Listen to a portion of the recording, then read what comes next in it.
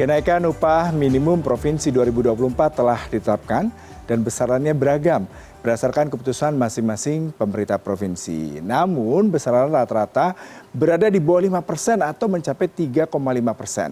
Lantas seperti apa tips mengelola uang saat UMP 2024 naik pas-pasan dikala kenaikan harga pangan melonjak serta barang-barang kian mahal.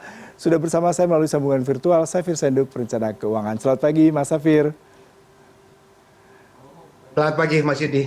Ya ini Mas, kalau kita bicara mengenai kenaikan UMP, banyak kalangan menyebut kalau kenaikan UMP ini pas-pasan ya. Bahkan jauh dari ekspektasi, para buruh menuntut 15%. Tapi naiknya sedikit sekali, bahkan paling tinggi hanya 5% ya Mas. Lalu bagaimana nih mengelola keuangan di saat semua harga naik? Beras saja kenaikannya bisa mencapai 15%, belum cabai, belum telur. Bagaimana ini? Pertama-tama mesti diingat bahwa yang namanya UMP itu dulu namanya UMR ya. Jadi kita kenal ada nama UMP, ada nama UMK.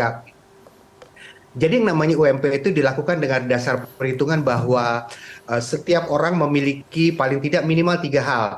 Jadi yang pertama ada yang namanya makanan gitu ya, makanan. Kemudian dia harus juga membayar sewa tempat tinggal. Katakan saja itu sebuah rumah kamar petak misalnya, seperti itu, minimal seperti itu. Kemudian ada namanya juga transportasi. Nah dari semua itu tentunya hal pertama yang harus dipenuhi itu adalah makanan. Makanan itu sekitar 2,5 juta atau 2,75 juta per bulan sekarang itu kalau kita bicara UMP DKI, kalau kita bicara pengeluaran di Jakarta ya, 2,5 juta atau 275 itu paling tidak dia makan di warung dan lain sebagainya. Kemudian dia juga makan siang mungkin, itu yang pertama. Kemudian dia juga ada yang namanya tempat tinggal. Nah tempat tinggal itu mungkin katakan habis sekitar 1,5 jutaan ya. Jadi kalau misalnya kita total 2,5 atau 2,75 ditambah 1,5 jutaan itu sudah 4,5 sendiri seperti itu ya. Kemudian ada namanya transport juga seperti itu. Transport itu juga nggak murah, mungkin sekitar 900 ribuan gitu. Jadi intinya adalah kalau kita bicara UMP DKI ini memang angkanya memang agak ngepas kalau dilihat dengan kebutuhan sekarang. Tapi tentunya tugas saya adalah bukan untuk meminta kenaikan, tugas saya adalah bagaimana cara supaya cukup. Tentunya dari sini adalah kita bisa lihat lagi yang namanya makanan. Apa yang harus kita lakukan dengan makanan? Apakah kita harus bikin sendiri ataukah kita harus membeli di warung dan lain sebagainya. Tapi sekali lagi ini memang saya ngerti ini memang sama sekali tidak mudah karena memang kalau dilihat dari angka hitung-hitungan memang harus naik lebih sedikit lagi lah seperti itu. Tapi ya bagaimanapun supaya cukup memang harus ada pengorbanan sedikit di makanan. Kemudian kedua juga harus diperhatikan juga bahwa yang namanya UMP ini membuat seseorang hidup sesuai kebutuhan dia, bukan plus dengan keinginan dia, itu yang pertama. Kemudian yang kedua adalah tidak ada tanggungan yang dia tanggung. Karena tentunya kalau ada tanggungan yang dia tanggung, ini jelas menjadi sangat-sangat sulit untuk dia bisa bertahan hidup dengan angka UMP segini. Sekali lagi, hanya dia bisa lakukan kalau memang dia hidupnya tidak ada tanggungan dan memang ya dia hidupnya sendiri. Begitu, Wow. Mas Yudi. Iya berarti dengan tadi 3 variabel seperti makanan, tempat tinggal, transportasi dengan kondisi kenaikan UMP bahkan tidak sampai 5% itu berat sekali ya, terutama warga Jakarta kalau kita bicara mengenai cash flow ya Mas ya. Nah ini yang menarik kalau kita memberikan ilustrasi.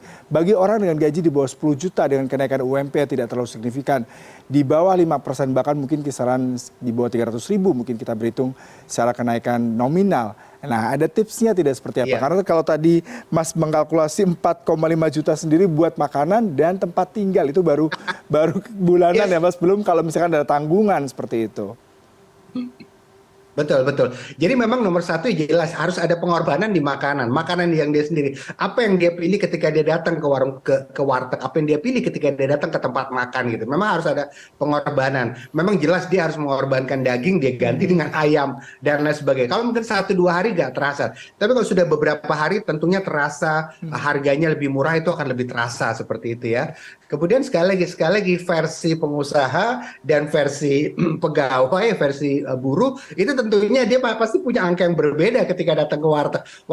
Pengusaha bilang kalau datang ke warteg 2 juta per bulan cukup kok, 2,25 per bulan cukup kok. Kalau versi si karyawan atau si buruh ketika datang ke warteg nggak cukup, itu angkanya yang cukup 2,5, 2,75 dan tentunya ada perbedaan-perbedaan. Kemudian yang kedua adalah selain memang dari segi makanan memang harus ada yang dikorbankan sedikit, mengurangi konsumsi daging, mungkin mengurangi konsumsi itu. Kemudian yang kedua adalah mungkin dari segi transportasi. transportasi. Nah, transportasi ini juga tidak mudah kalau kita bicara transportasi. Kenapa? Karena transportasi macam-macam.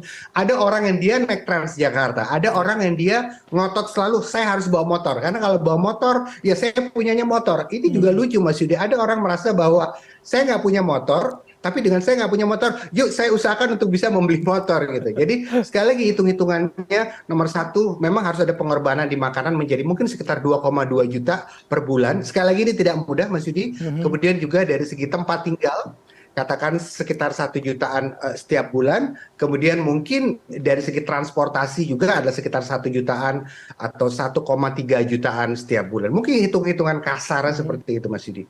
Baik, tadi sudah cukup gamblang ya seperti apa pengorbanan yang harus dilakukan para pekerja dan buruh di Jakarta kalau bicara kita kenaikan UMP yang tidak signifikan dengan harga yang melonjak. Nah ini ada kecenderungan nih Mas, kalau kita bicara naik gaji, pasti juga mengikuti dari expense ataupun perubahan gaya hidup dan standar hidup. Nah sebenarnya seperti apa nih Mas? Karena kita ketahui terutama kalau warga Jakarta, generasi muda, mereka sangat mengikuti lifestyle.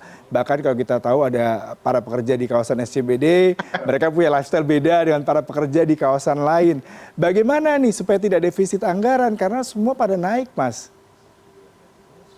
Saya selalu bilang bahwa kerja di Jakarta itu tidak mudah. Anda tahu kenapa tidak mudah Mas Yudi? Karena Jakarta itu penuh dengan tempat untuk memenuhi keinginan-keinginan kita. Godaannya itu besar sekali gitu ya. Bahkan banyak orang bilang lebih baik saya bekerja di tempat lain di luar Jakarta. Memang UMP-nya lebih kecil, tapi godaan keinginan tidak seperti di Jakarta. Jadi bekerja di Jakarta itu sangat tidak mudah. Jadi beberapa tips dari saya mungkin bisa dilakukan adalah nomor satu adalah pandai-pandailah kita mengendalikan keinginan kita. Buat Anda yang penghasilannya pas di angka UMP, tentunya harus pandai-pandai mengelola keinginan, kita pandai-pandai mengelola ego gitu ya. Pergaulan juga seperti itu. Tapi mungkin kalau angka penghasilan Anda di atas UMP, mungkin agak sedikit lebih mudah untuk apa ya namanya, mungkin sedikit-sedikit menuruti keinginan walaupun nggak sering-sering banget. Itu yang pertama. Kemudian kedua adalah ini juga tidak mudah gitu ya. Harus bisa mengendalikan diri soal makanan. Saya tahu banyak orang itu tidak bisa mengendalikan diri soal makanan, Mas Yudi. Yang penting dia makan apa yang dia ingin makan, dia bukan makan apa yang dia butuh untuk dia makan gitu ya. Karena kalau dia menuruti apa yang ingin dia makan, itu bisa seringkali di luar budget atau kebutuhan yang dia butuhkan gitu. Jadi beberapa hal ini mungkin harus diperhatikan. Sekali lagi dia harus pintar mengendalikan keinginannya, kemudian kendalikan apa yang dia makan, karena yang dia makan itu kan terus menerus. Makanlah apa yang dia butuhkan, bukan makan apa yang dia inginkan. Kalau tadi di awal kita sempat berbincang dengan kenaikan UMP yang tipis sekali seperti ini ya, dengan kenaikan harga, idealnya ini untuk orang-orang yang tidak mempunyai tanggungan dalam artian single berarti ya Mas ya. Lalu bagaimana nih para generasi muda ataupun yang sudah berkeluarga sehingga mereka bisa tetap bijak dalam melakukan pengelolaan keuangan? Paling tidak yang pertama harus dilakukan itu adalah dengan memiliki keahlian sebanyak mungkin. Tingkatkan keahlian kita, ikuti sebanyak mungkin kursus-kursus ya.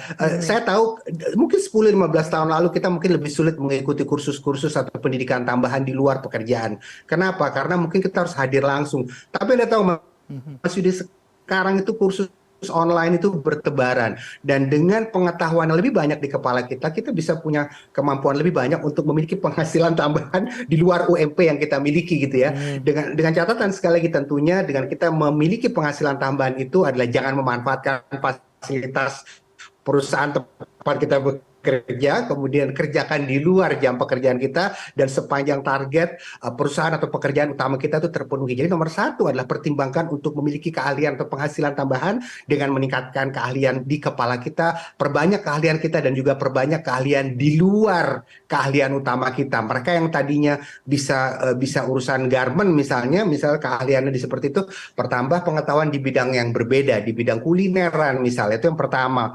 Kemudian hal kedua juga adalah saya ingin mengajak anak muda itu mulai sekarang, walaupun anak muda itu punya penghasilan yang sedikit lebih, belajarlah untuk hidup lebih sederhana. Tidak usah penghasilan meningkat, biaya hidup dan gaya hidup juga meningkat. Bahkan seringkali penghasilan meningkat, gaya hidupnya meningkat jauh lebih tinggi daripada penghasilannya. Tetap sederhana, kalaupun penghasilan meningkat, gaya hidup naik sedikit saja. Dengan demikian kita masih punya spare lebih banyak untuk biaya hidup kita atau masih punya spare lebih banyak untuk ditabung dan diinvestasikan. Wah, menarik sekali perbincangannya. Sayang sekali waktunya terbatas, Mas. Tapi yang menarik tadi adalah hiduplah sesuai dengan kebutuhan, bukan keinginan. Itu salah satu quote yang harus saya ingat juga. Terima kasih untuk perbincangannya pagi hari ini, Mas Safir. Salam sehat selalu. Terima kasih.